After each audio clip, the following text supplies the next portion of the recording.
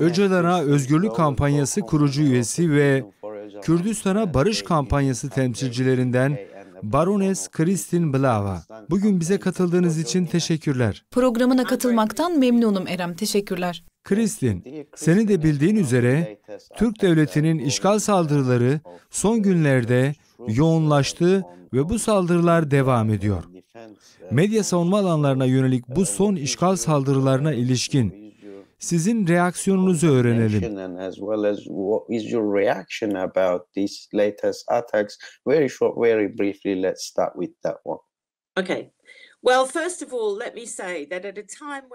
Erdoğan'ın kendini barış elçisi olarak ilan ettiği bu günlerde aslında gerçek olan şu ki, Kürt halkına karşı kendisi savaş çıkartan ve bir savaş tamtamcısıdır.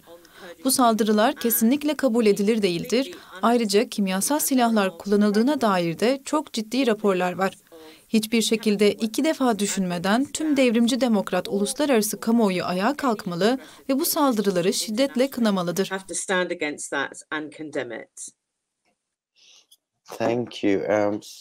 Teşekkürler.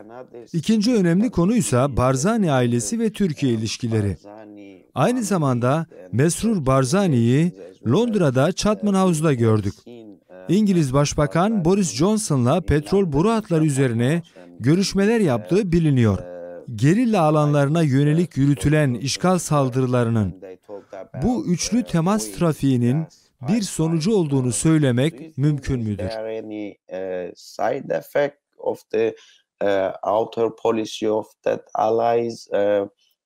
War is still goes on against Kurds, especially on the guerrillas.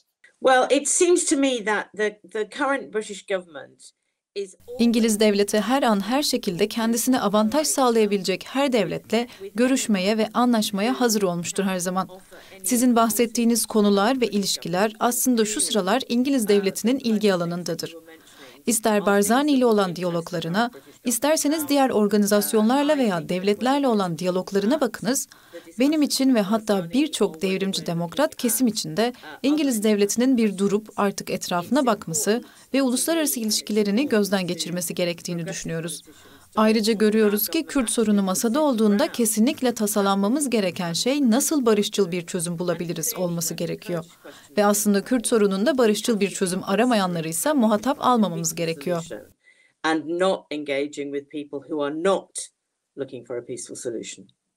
Bu saldırılar son bir yılda yoğunlaştı. Son günlerde yine kimyasal silahlarla saldırmaya başladılar. Artık Türkiye'nin insanlık suçları ve savaş suçlarının önüne geçmek için neler yapılmalıdır? Eğer bunun çözümü elimde olsa bir dakika yerimde durmazdım. Her ikisi de örneğin Kürdistan'a barış ve Öcalan'a özgürlük kampanyaları, her ikisinin de çalışanları harcadıkları emeğin 2 katını ortaya koymak zorunda bu süreçte. Kendi devletimize baskı kurmak için daha güçlü çalışma yürütmeliyiz. Bugün yaşananların savaş suçu olduğunu duyurabilmeliyiz. Kimyasal silahların kullanımı kesinlikle savaş suçudur. Bu saldırıları durdurmak ve barışçıl bir çözüme ulaşmak adına önerilerimi Lordlar Kamerası aracılığıyla İngiliz hükümetine ulaştırdım. Bence farklı bölgelerde veya farklı ülkelerdeki politikacılar da bunu yapmalıdır. Aynı zamanda sesimizi yükseltebileceğimiz kadar da yükseltmeliyiz. Hem parlamentolarda hem de sokakta sesimizi yükseltmeliyiz. Türkiye'nin savaş suçları hiç tartışılmış bir konu değildir. Birçok insan Türkiye'nin neler yaptığını bilirse, eminim daha çok insan Kürt meselesinde barışçıl bir çözüm için çağrılarını yükseltecektir. Because this is an undiscussed or under-discussed issue. And I'm sure that if more people knew what was being done, then we would get more support for our call for a peaceful solution for the Kurds.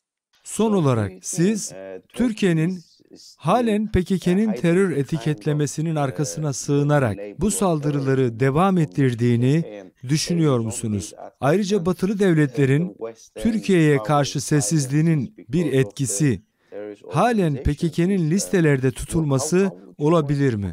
Buna ilişkin yorumunuz nedir? Well, I'm sure that there is a hiding behind the listing of the PKK. PKK'nin halen listelerde tutulmasının arkasına sığındıklarından çok eminim. Bizim kampanyamızın bir bölümü de aslında PKK'nin listelerden çıkarılmasına yöneliktir. Artık PKK'nın terör organizasyonu olmadığını söyleyen yasal, legal argümanlar duyuyoruz. Tüm legal ve politik platformları sonuna kadar kullanmalıyız ve PKK'nın listeden çıkmasını sağlamalıyız. Bu meseleyi kendi devletlerimizin, sendikalarımızın, toplum kurumlarının önüne getirmemiz çok önemlidir. Böylelikle barışın sağlanması adına ciddi bir baskı oluşturmamız mümkün olur.